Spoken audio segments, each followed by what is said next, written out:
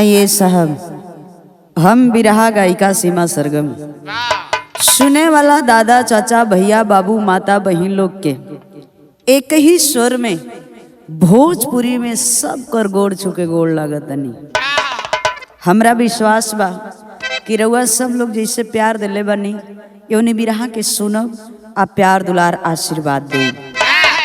योनी बिरहा के आंसू इंटरटेनमेंट बड़े भैया राम जन्म यादव जी के देख रेख में भेज रहल बनी और सहयोगी बड़े भाई आप बेचू यादव जी, रंजीत यादव जी, बड़े भैया लोरिक यादव जी, आदरणीय आप जितेंद्र यादव एडवोकेट साहब और आदरणीय आप रामाश्रय कवि जी, परम पूजनीय आप कल्पनाथ यादव मास्टर साहब, आदरणीय आप परम पूजनीय दशरथ कवि जी, मनोज भैया, इस सब के देख रेख में यूनि बिरहा के भेजतनी। विश्वास बा और वह सब लोगन का हम इंतजार करब कमेंट में। यहाँ से बिरहा शुरुआत भइल, कवि जी 4 लाइन का भूमिका दिहलन आ शुरू से लेके लास्ट तक आप लोग हमरे साथ वीडियो में बनल रहब। आई कवि जी 4 लाइन का भूमिका लिखत हुन कैसे।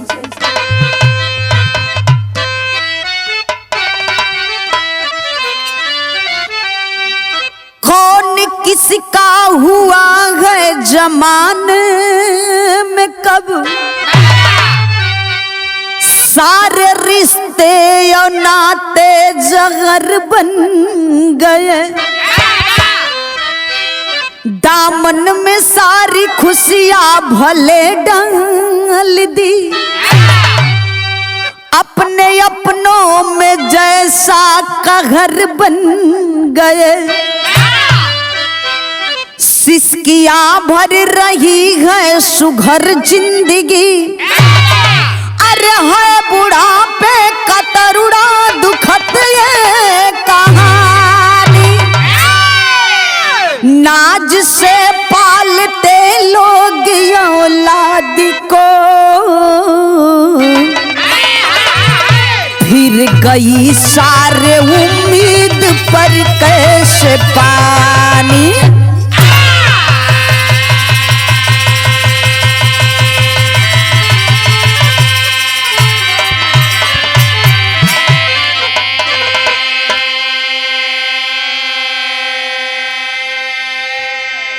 ए बाबू, चाहे आप लोग होखी या हम होखी, केहू कमाई बाबू ये दुनिया में होखन, सब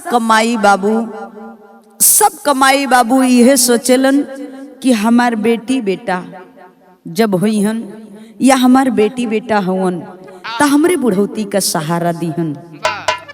आज हम पालत हई तो कल हमार जब स्थिति खराब हुई तो हमार बेटी बेटा हमके पलिहन।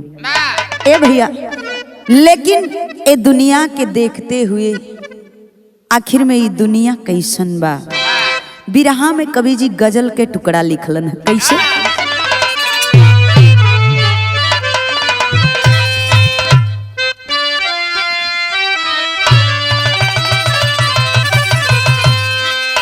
यह गजल का नमूना बा कि है दुनिया में बड़ा बाजार बा ए बाबू, लेकिन हई बाजार कैसन बा कि जहाँ आदमी बिकाला आदमीन कभी बाजार बा। ए लिए कहे के पड़ल कि जहाँ आदमी बिकाला अरे वो बाजार ना कहाला, जहाँ आदमी वो बाजार ना,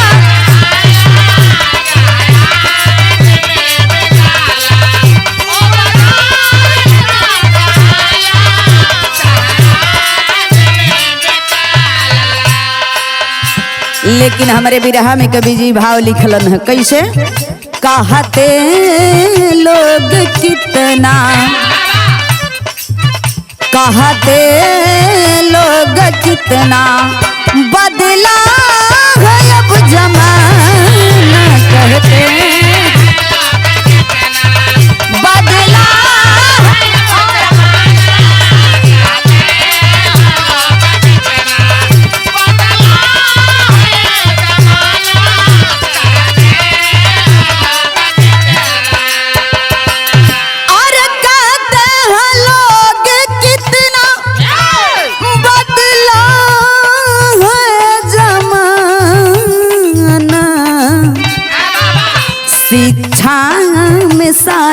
रिश्ते, शिक्षा में सारे रिश्ते, निकला जब पुराना से, निकला जब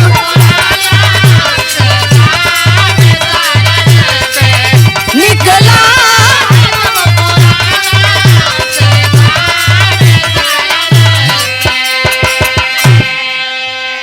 है रिश्ता अन्नाता, लोग अपन लोग आ दूसर लोग, कैसे कब कहाँ कैसे लोग फर्क समझत हुन। ए भैया बिरहा सुनने वाले साथी गौर करेंगे, बिरहा का कहानी शुरुआत भयल नजम का लाइन लग गई भैया।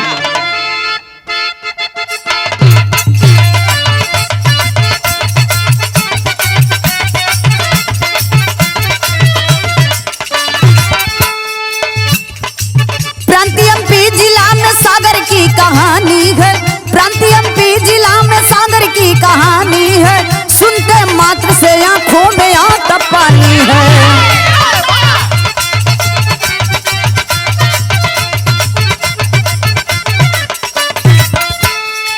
दीपक विश्वकर्मा सुघर सावित्री लुगाई से, दीपक विश्वकर्मा सुघर सावित्री लुगाई से, तीन पुत्र में काटते जिंदगी अच्छाई से।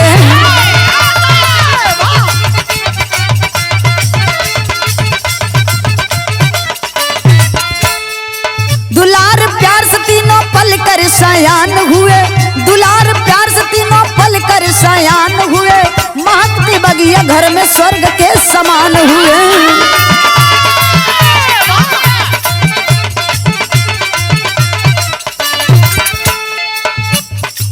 पंकज मनोज मोहन कर रहे कमाई थे, पंकज मनोज मोहन कर रहे कमाई थे, साल में दीपक एक सर रहे सगाई थे।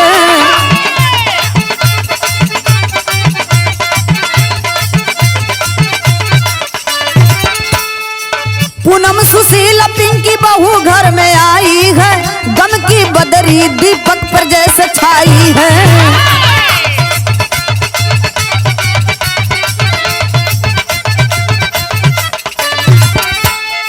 शिकार लकवा के हो गए अब बूढ़ाई में, शिकार लकवा के हो गए अब बूढ़ाई में, कमी अब हो गई है उनकी सेवकाई में।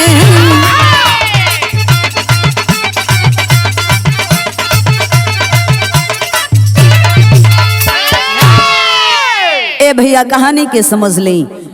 प्रांत एमपी जिला सागर के रहे वाला दीपक विश्वकर्मा, जेकरे पत्नी का नाम सावित्री बतावल गई। ए भैया सावित्री के बीच में और दीपक विश्वकर्मा के बीच में भगवान तीन ठे औलाद देले हुन, जौन की बड़का बेटवा का नाम पंकज, बीच वाले बेटवा का नाम मनोज, सबसे छोट बेटवा का नाम मोहन बतावल गई। ए भैया तीनों बेटवन के लेके सावित्री के साथ में दीपक बड़ा हंसी खुशी से बितावत हुन।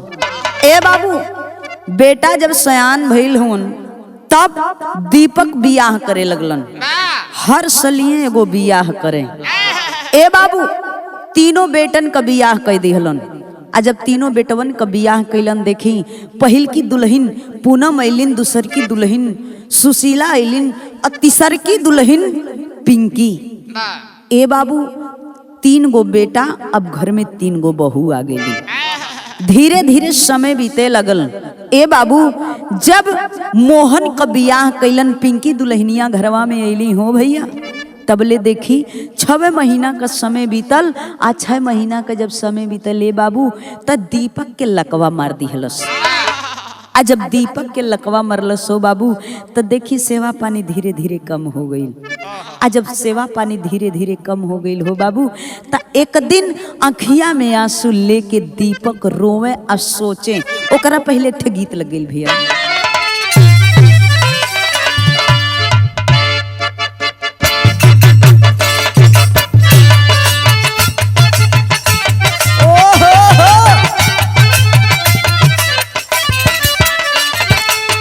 कौनो मेहरारू अपने मर्दे से कहे, उ का कहे कवि जी, अखिया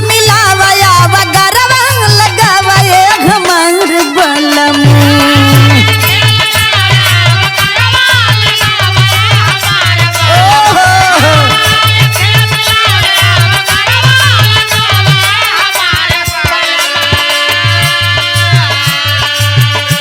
ए राजा जी ए हमर सोना उ मेहरारू बतावे अखिया मिलावया गरवा लगावा ये हमार बलम, हमके तोरा में सुतावा ये हमार बलम।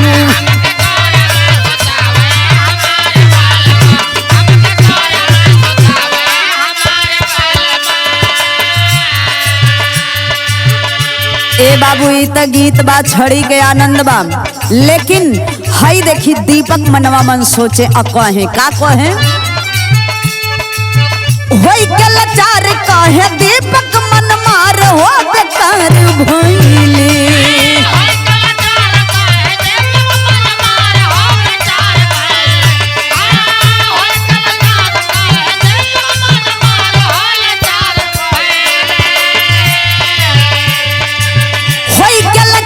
कहे दीपक मन मार हो बेकार भइली, भइली बेटवन पे भार हो बेकार भइली।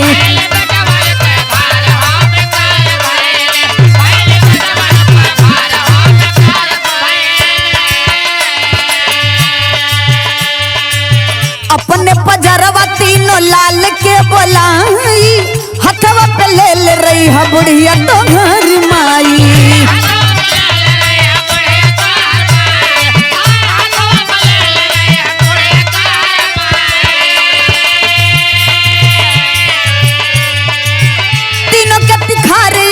भैला फरार हो बेकार भैला।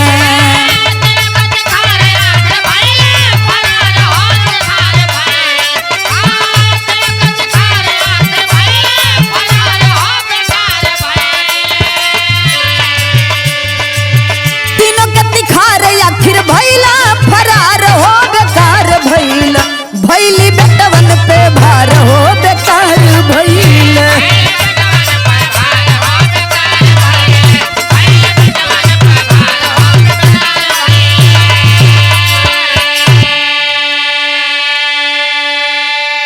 ए बाबू देखी जब दीपक विश्वकर्मा के लकवा मरले बा हो बाबू, दवाई दर्पण तक कुछ दिन भइल, लेकिन धीरे धीरे केयर करल कम हो गई।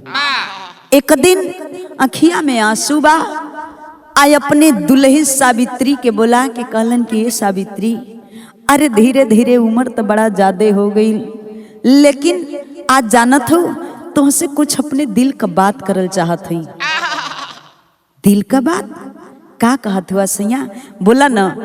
आखिर में सावित्री पूछत थी आ दीपक कलन की ये सावित्री हम कहब तब कि जब हमार तीनों लाल हमरे आँख के सामने हुई हन।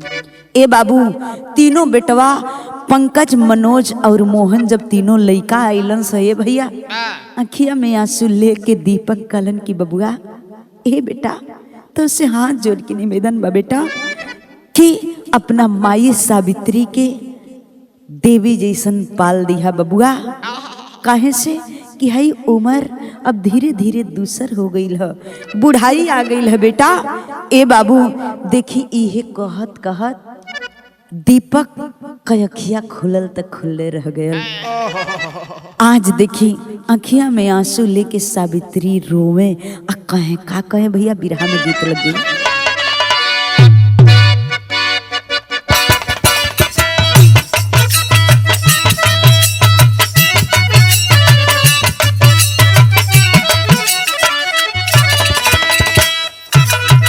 गीत से सुंदर बिरहा के भाव में कवि जी लिखल न हो बाबू। लसिया के देखत बाड़ी रोवत बाड़ी अखिया में आंस लेके कह तड़ी सैया अरे हमके तया भागन बना के चल गईला न, एक थे हमार बात सुनला। कहे कैसे खोज ली हलया पाना ठेकानवा हो,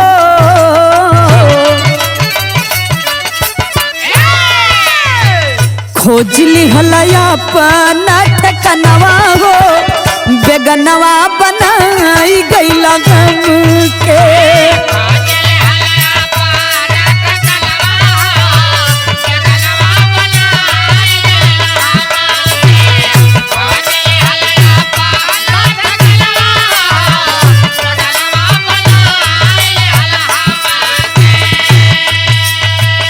नाही कैला जिए के जतनवा हो, नहीं कैला जिए के जतनवा हो, बेगनवा बनाई गैला हमके।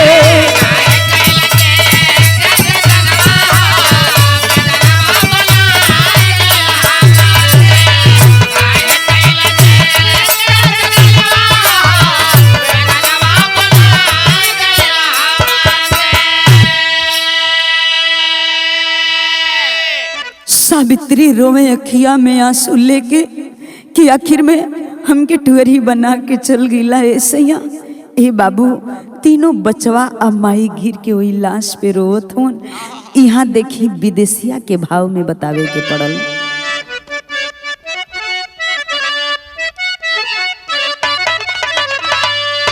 अरे लोग समझावे जुटी के सावित्री गुजरिया के, रोवही में चली जाई आँखी के रोशनिया। देखा सावित्री ये दुनिया में आई लोग गांव को मेहरारू इकट्ठा भइलिन आ सावित्री के समझावे ए दीदी ए बहिनी मत रोवा, है देखा ये दुनिया में जे भी आइल बा ओके एक ना एक दिन जाए के जरूर बा। ए भैया आखिर में देखी सब लोग मिलके ओ लाश के दीपक के लाश के अंतिम दाह संस्कार कैलन। धीरे धीरे समय आगे बीते लगल। जब समय आगे बढ़े लगल ए बाबू कुछ दिन में देखी भइल का, अरे तीनों या लगा भइल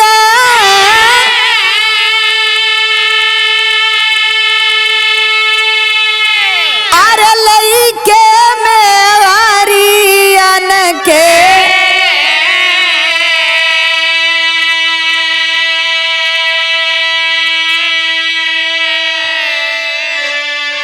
अरे माई के बाटे बाटे घरवा जमीनिया,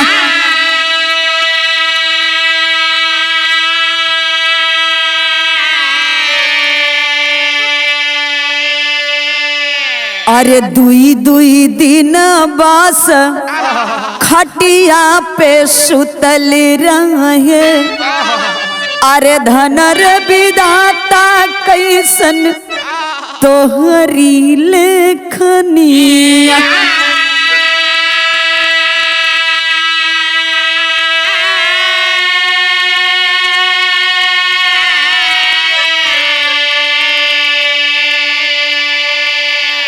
अरे पाँच पाँच दिनावा का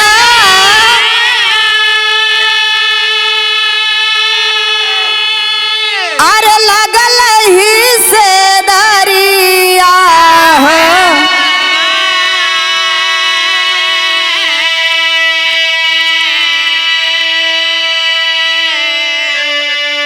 अरे पूछे नहीं केहू समय से दान पनिया,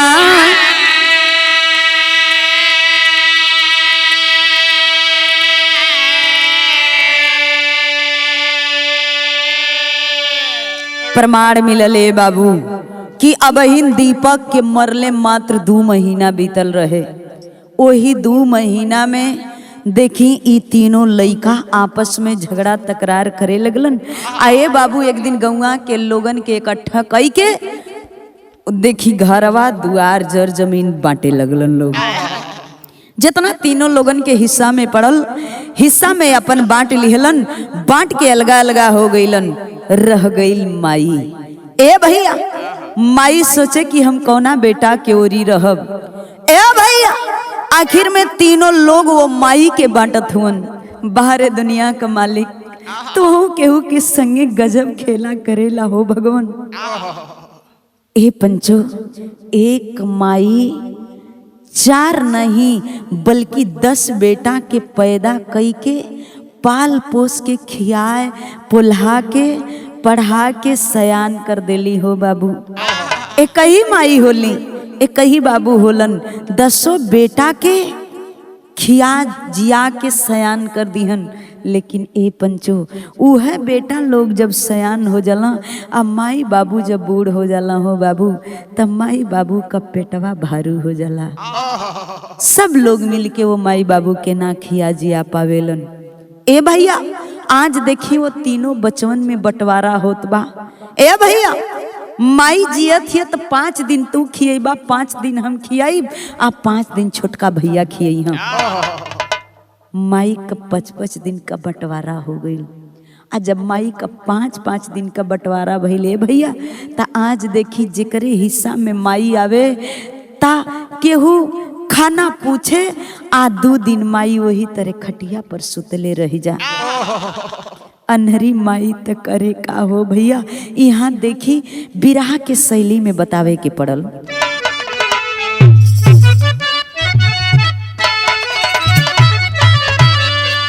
अरे भुलाई ना प्रसव के पीरवा, अरे भुलाई ना प्रसव के,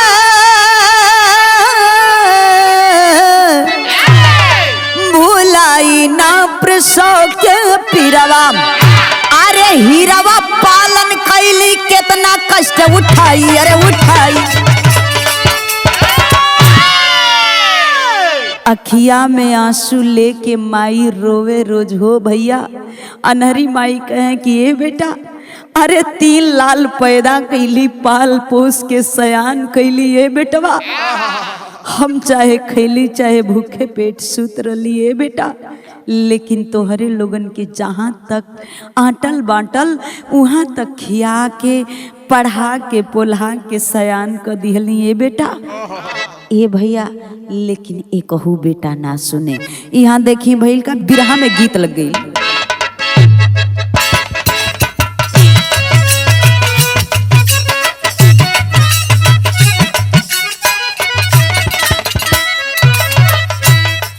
गीतिया का लाइन बा, पिया परदेश गईल,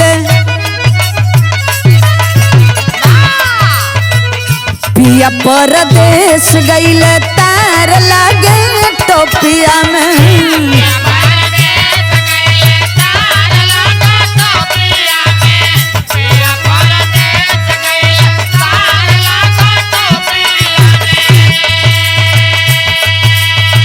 लेकिन देखें आज भइल का बिरहा में कवि जी भाव लिखलन है कैसे। मोहन कैल घरवा उठाई हो मतरिया,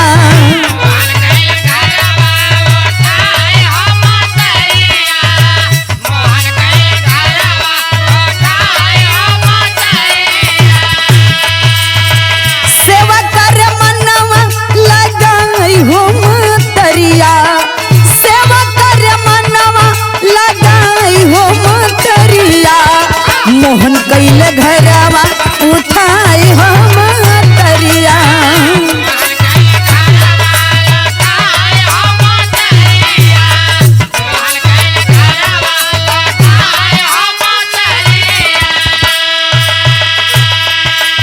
ए भैया माई रोवत बिया, कहत बिया कि लाल हमरे संगे बड़ा लोग अत्याचार करत हुआ, भूखे पेट रह जाती हो बेटा। लेकिन ए भैया मोहन जोन बेटा वो माई कर है, मोहन जाके कहे लगल माई तुमके का कष्ट बा।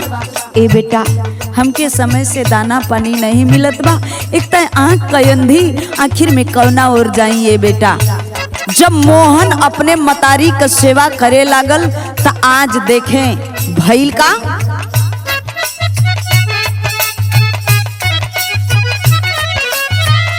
भइली नाराज घर में पिंकी गुजरिया,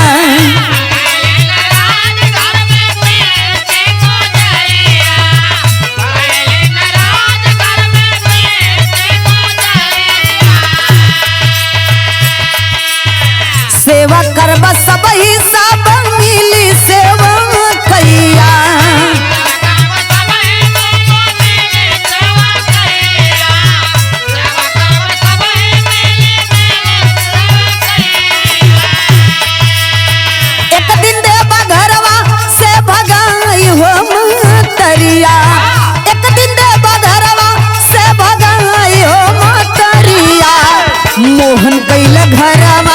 उठाई हो मतरिया।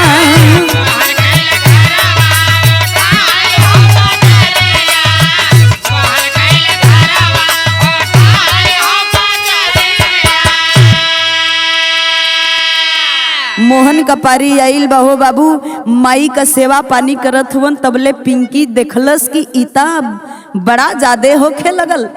ए बाबू घरवा में बुलाए के पिंकी दिहलस 10 बात। कलस सुनबा हाउ लोगन के पारी में दोनों लोगन के परिया में ना देखेला तू के तरह लोग सेवा करेलो, जे तरह उ लोग सेवा करेलो ओ तरह ए में हमारा पारी में भी सेवा हुई।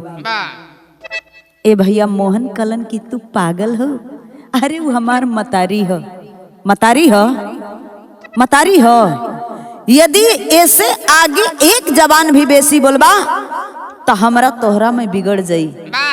मतलब यहाँ भइल का बिरहा में आखिरी गीत लग गई।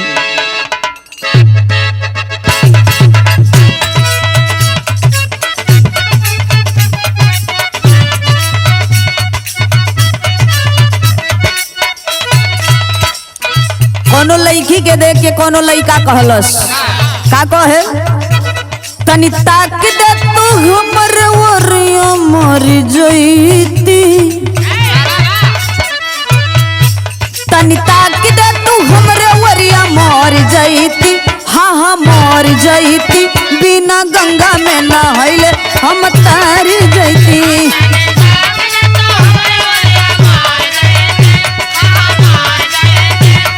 गंगा में नहैले हम तार जई,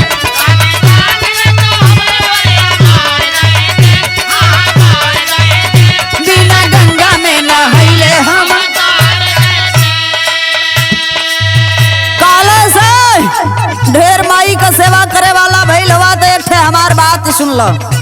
उ पिंकी दुल्हनिया मोहन से कहे, झूठे के सिया दहेज के लगाई दे बहो, झूठे के सिया दहेज के लगाई दे बहो, हाँ लगाई दे बहो। आई तो हरी मतारी तो फसाई दे बहो,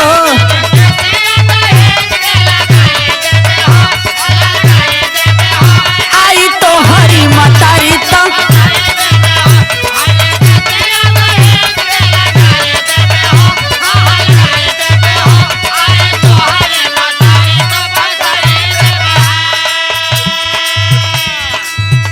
पिंकी दुल्हनिया कहे का कहे, हमसे न सेवा होई माना कहनवा, तू ही अकेले नहीं खौन सजनवा।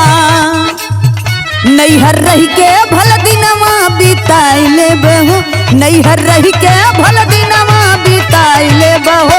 आई तो हरी मतारी तो फसाई दे बहो, आई तो हरी मतारी तो।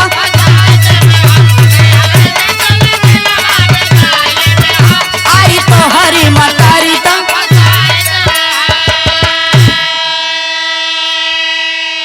मोहन से कहलस पिंकी की सुना हमरे आंख से इनके दूर कदा। आ एक ठे बात और सुनला, यदि हमरा तोहरा बीच में आ जाइहन तो समझ ला तोहके दहेज के केस में फंसा के अंदर भेजवा दे, जाके वही जेल के चक्की पिसिहा। ए भैया इहो बात में आ गई दुल्हनिया के, आ इहो धीरे से अपन किनारा कस लिहलस। जब किनारा कस लेलस तो देखिए भैया पहपट के अंदाज में बतावे के पड़ल।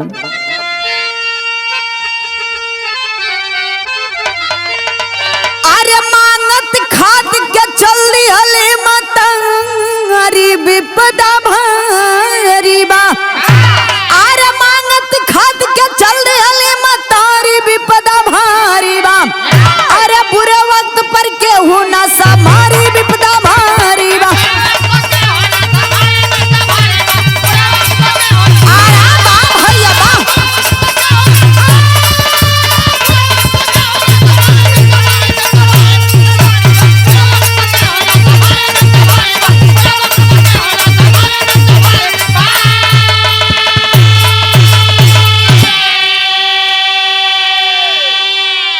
भैया सावित्री ये बुढ़ौती के हालत में ए बाबू घरवा दुआर छोड़ करके धीरे धीरे एगो ठेंगनी लेहली हाँ आ ठेंगत ठेंगत घरवा छोड़ के कोनो और निकर दिहली। सोच गईली ए घर में हमार रहल ठीक नहीं खे, मांगत खात निकल गईली हो बाबू, लेकिन अखिया से देखात तो नहीं बा, लेकिन एक ठे बात कहें। का कहें? अरे उम्मीद न पलिया कबहू भले पाल लिया औलाद हो, मन के इच्छा मन में रखिया चाहे हर्ष विषाद हो। अरे यह कात अपनों से चलली हारी विपदा भारी बा, अरे हारी के विपदा हर ली है उबारी विपदा भारी बा। ए भैया वो अनहरी मतरिया अखिया से आंसू तर तर तर तर छुअत हो भैया, लेकिन केहू भेटाए तो कहे कि ये बबुआ औलाद भले पाल लिहा लेकिन कभी उम्मीद मत पलिहा। आखिर में अल्लाह के लाइन में प्रमाण मिलल का?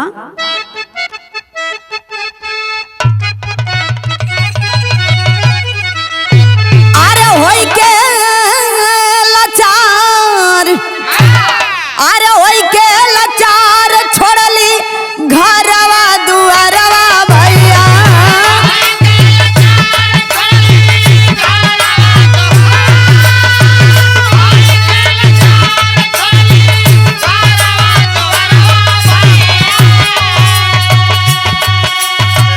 सोच चली दूर यापन ते जावे परान,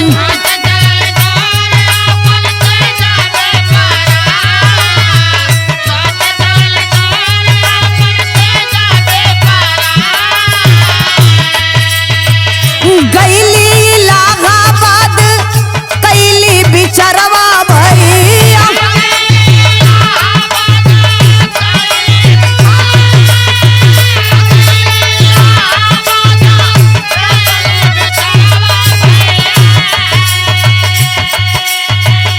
देवे परान नाही सहबया पमान,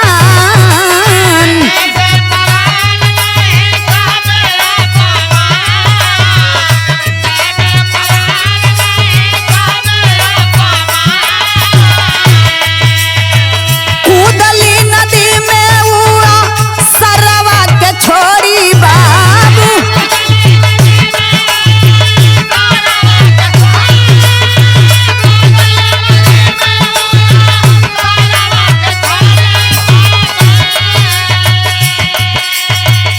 बहली सावित्री जबकि गंगा दरम्यान,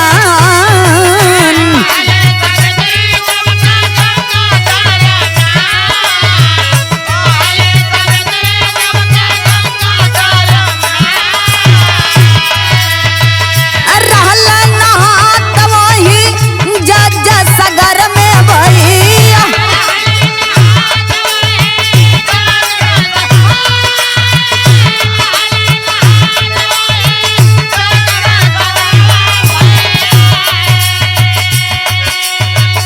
लगली बतावे अपन दिल के अरमान,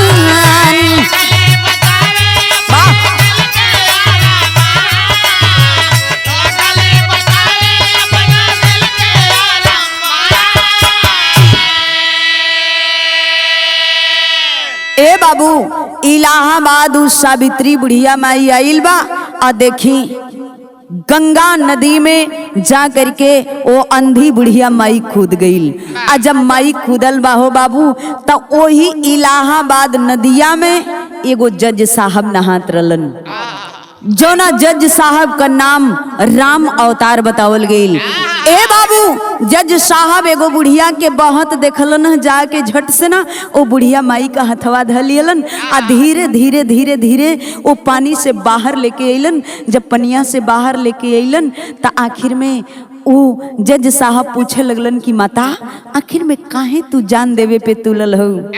अखिया से आंसू झरझर झरझर माई के चले लगल। कहलस कि भैया हमार बेथा जानल चाहत हुआ ना, बेथा हमार मत जाना, हमके जान दे देवेदा।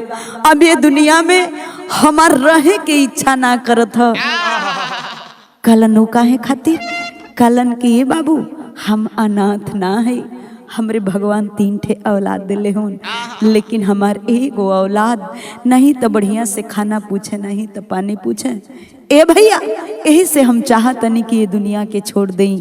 ए भैया ओ बुढ़िया माई ओ जज साहब से कहे, का कहे भैया खड़ी के अंदाज में, अरे छोड़ा दाम के अरे तजब परान वो, अरे अब ना जियब ए हो अब ना जियब, अरे ये चाहे भगवान हो अब ना जियब।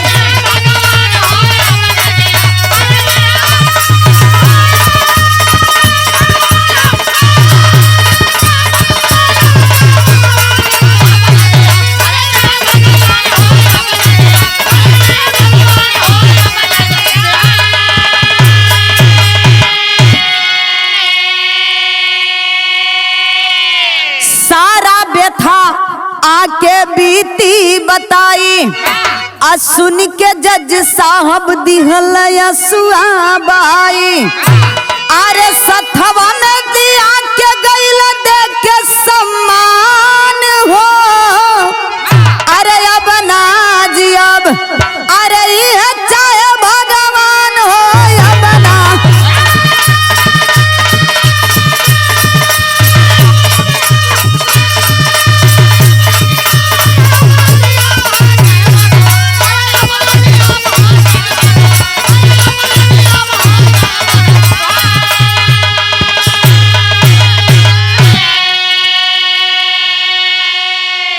माई रोवे ये भैया आ कहे कि ये बाबू हमरे पे उपकार करके हमके छोड़ दा। आज देखी जज साहब, बाहरे जज साहब, कलन की माई आज से तू हमार धर्म को मतारी हो आ तोहके हम लिया के चलब अपने घरे। ए भैया आज देखी जज साहब ओ मतारी बना के धर्म का माई बना के लेके अलन अपने घर में। ए बाबू दवाई दर्पण करैलन आ ओ मतारी के जज साहब आंख भी लगवैलन, प्रमाण मिलल पेपर पत्रिका द्वारा। त ये बाबू इंसान होखे त ऐसन इंसान होखे, लास्ट में बतावे के पड़ल। गुरु बिहारी गुरु गणेश गुरु रामलाल मोरबा का स्वर्ग गए कवि चंदिका बच्चन के विजय पताका, अरे भुलाई ना प्रसव के पीरवा, ए हो भुलाई ना प्रसव के पीरवा, तसीमा कवि दशरथ के दहिने शारद माई हो, संगाई ना प्रसव के पीरवा।